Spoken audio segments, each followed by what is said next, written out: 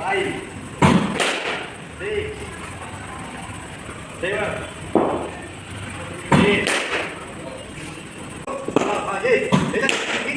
Good. Hit. Nice. Go. Nice. Good. Go. Nice. Go. Down. Go. Good. Nice. आज हम लोगों ने एक न्यू ड्रिल्स और डेवलप किया और न्यू ड्रिल्स किया और एडवांस ड्रिल्स जो मैं लगातार पोस्ट कर रहा हूँ, बना रहा हूँ। एक बैटर्स को लेकर नई नई स्किल्स बेस्ड ट्रेनिंग है और उस पर इम्प्रूवमेंट भी अच्छा मिल रहा है। करने के बाद प्लेयर्स को, बैटर्स को इम्प्रूवमेंट अच्छा मिल रहा है। तो गाइस आज हम लोगों ने किया एक आपने देखा होगा एक थेरा बैंड के साथ एक ड्रिल है बैटर के साथ। आप जैसे ही देख रहे होंगे बैटर खड़ा है, हाँ बैटर खड़ा है। आप देखिए ये थेरा बैंड हम बैट के नीचे वाले हिस्से में लगा रहे हैं। इसको बांध लेते हैं अच्छे से और इसके बाद जैसे ही बैटर को हम फ्रंट फुट शॉट के लिए रेडी कर रहे हैं खेलने के लिए, वैसे ही हम पीछे ये थेरा बैंड को पुश करके ऐसे पुश किए हुए और बैटर अपने आप बॉडी को आगे ले जा रहा है, बॉल खेलने के लिए ट्राई कर रहा है। तो इससे बैटर्स का क्या चीज़ इम्प्रूवमेंट है, इसमें बैटर्स का इम्प्रूवमेंट एक तो क्या है, ये पीछे की तरफ है ऑलरेडी पकड़ा हुआ है। तो सबसे पहला इम्प्रूवमेंट है जो बैक स्विंग है, बैक लिफ्ट। अगर मान लो ये है पैरेलल है अपने कमर के लेवल में, तो अगर हम यहाँ से उठाए हुए हैं, बैटर ने ऑलरेडी थोड़ा सा इसका सपोर्ट मिला, ऑलरेडी मोमेंटम में यहाँ से शिफ्ट होने लगा। जैसे ही बैटर आगे जाना स्टार्ट कर रहा है, ये मोमेंटम और ज़्यादा शिफ्ट हो रहा है ऊपर की तरफ। इससे क्या होगा, इससे बैक स्विंग बैटर का ऑलरेडी अच्छा हो रहा है और ज़्यादा ऊपर जा रहा है। इसके बाद जैसे ही बैटर खेलने जा रहा है शॉट, देखो ये बैटर जैसे ही शॉट खेलने जा रहा है तो ऐसे पीछे से खींचा हुआ है थेरा बैंड की वजह से। तो बैटर को क्या है, अभी extra power, extra force generate करना पड़ रहा है। जो रेसिस्टेंस जो अपना ये ज़्यादा बढ़ रहा है, जो प्रतिरोध क्षमता है, जो अपने फोर्स को अपनी तरफ खींच रहा है, उसको कट करके आगे की तरफ बैटर ले जा रहा है अपनी बॉडी को। उससे बेनिफिट क्या हो रहा है बैटर का, देखो आप बैटर को इससे बेनिफिट क्या हो रहा है। एक तो जैसे ही बॉडी आगे की तरफ ले जा रहा है। अभी क्या है, अभी इसको अपर बॉडी यानी नीचे से फोर्स जनरेट करना पड़ रहा, लोअर बॉडी से होते हुए हिप तक होते हुए और अपर बॉडी शोल्डर और फिर ऊपर तक जाते हुए पूरा अपना फोर्स अपने बॉडी का हर मसल्स को यूज करते हुए आगे की तरफ ले जाना पड़ा।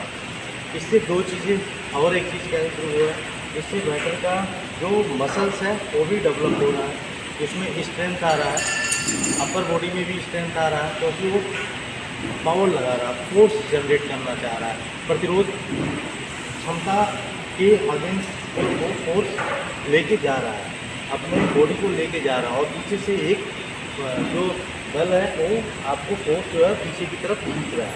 इससे क्या कि बैटर का एक तो मसल्स स्ट्रांग हो रहा है, अपर बॉडी स्ट्रांग हो रहा है, दूसरा इससे होते हुए बताया यहाँ तक या यहाँ से फोर आर्म्स में शोल्डर से होते हुए बाइसेप में होते हुए सीधे फोर आर्म्स में आ रहा है।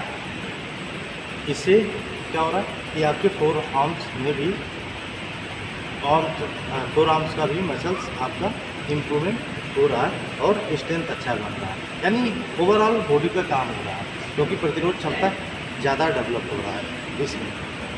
दूसरा क्या है कि बैटर मारने के लिए कोशिश कर रहा है, आप देख रहे होंगे कि बैटर जो है ट्राई कर रहा है शॉट को खेलने के लिए, शॉट को खेलने के लिए। तो उसके माइंड में क्या चीज़ आ रहा है, उसके माइंड में एक चीज़ और चीज़ें इम्प्रूव हो रहा है।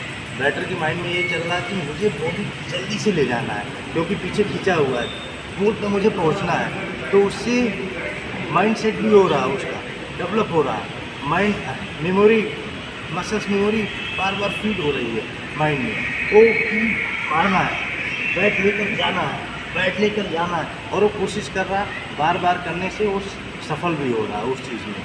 लेकिन जो नॉर्मल ड्राइव मारने से थोड़ा सा बैट स्पीड और डाउन स्विंग उसका स्लो हो रहा है, क्योंकि पीछे किसी ऑब्जेक्ट ने रोक रखा है फोर्स को, यानी बैट की स्पीड को, तो इसलिए रोक रखा है। बैटर का इसलिए प्रतिरोध, इसलिए ये जैसे ही मारने जा रहा है, एक किसी ऑब्जेक्ट ने पीछे से इसको खींच रखा तो बैटर को एक्स्ट्रा पावर जनरेट कर रहा है। प्रतिरोध बल जो है पीछे की तरफ खींच रहा है, क्योंकि उसके अगेंस्ट लग रहा है। फॉरवर्ड बल क्या है, पीछे की तरफ लग रहा है, तो इससे प्रतिरोध ज़्यादा उत्पन्न हो रहा है इसमें।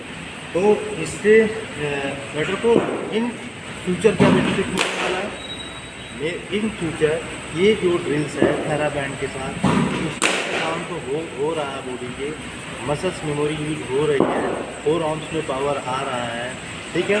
आपका शोल्डर, आपका जो बैक है, जो स्पाइन है, इस पर भी प्रेशर पड़ रहा है, इसमें भी मसल्स स्ट्रेंथ आ रहा है, आपके पैरों पे भी भार पड़ रहा है, क्योंकि फोर्स नीचे से जनरेट हो रहा है। सबसे मेन इम्पॉर्टेंट पॉइंट है, ये डाउन स्विंग को अच्छा करेगा, ये डाउन स्विंग को अच्छा, अब ये समझने वाली बात है, डाउन स्विंग कैसे अच्छा करेगा। अभी तो बैटर मार रहा है और डाउन स्विंग नहीं मिल रहा, क्योंकि बैटर के साथ प्रतिरोध बल काम कर रहा है, रेसिस्टेंस अभी ज़्यादा है, इसलिए अभी जैसे ही हमने थेराबैंड निकाल दिया, अब क्या है, बैटर को फिर नॉर्मल ड्राइव मारने के लिए पुश कर रहे हैं। जैसे ही बैटर ये थेराबैंड निकालने के बाद नॉर्मल ड्राइव अपने मेन ड्राइव पर आ रहा मारने के लिए, ड्राइव करने के लिए, आपने देखा होगा ये बैट बिल्कुल फास्ट आ रहा है, बैक स्विंग के बाद डाउन स्विंग बिल्कुल फास्ट आएगा, क्योंकि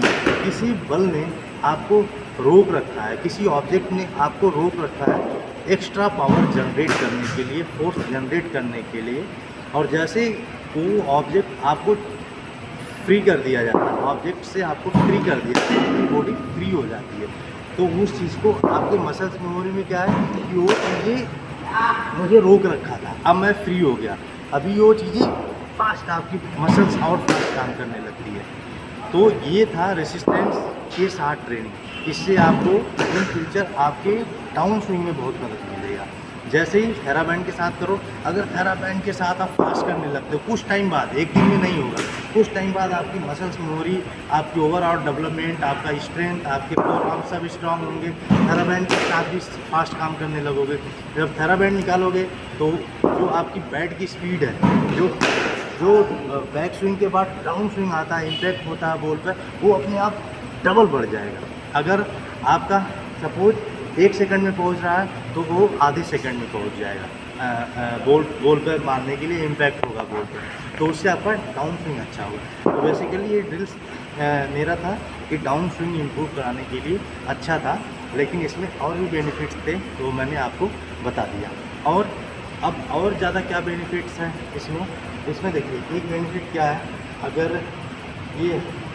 अगर किसी बैटर का कवर ड्राइव ऑफ साइड में खेलने के लिए, बैटर जैसे यहाँ खड़ा है, अभी बैटर ने पैर निकाला कवर ड्राइव के लिए, अभी देखिए, अभी कवर ड्राइव के लिए इसमें जो थर्ड या फोर्थ जो भी बहुत सारे बेनिफिट्स हैं, तो इसमें मैं अगला बेनिफिट आपको बता दूँ।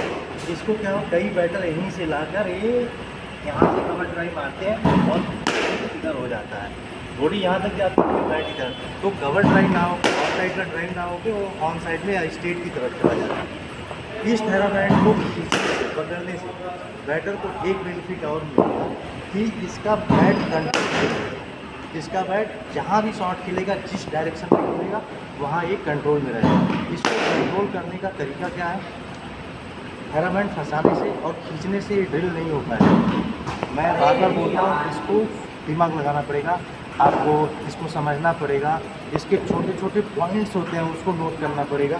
अभी देखो, एक खींचने, मैं खींच कहाँ से रहा हूँ, अभी खींचना कहाँ से, जैसे ही वो बैटर कवर ड्राइव के लिए जाएगा, हम बैटर के पीछे से सपोज क्या लेग स्लिप कीपर आप बोल सकते हो, कीपर के थोड़ा इधर से यहाँ से कीपर के बगल से यहाँ ना फर्स्ट स्लिप या सेकंड स्लिप से और सीधे कीपर की साइड से आ जाएंगे, क्योंकि जैसे ही बैटर जाएगा, अब बैटर जाएगा कवर ट्राई करने के लिए, कवर ट्राई के लिए तो ये बैट अब अंदर से अपने आप आना शुरू होगा, ये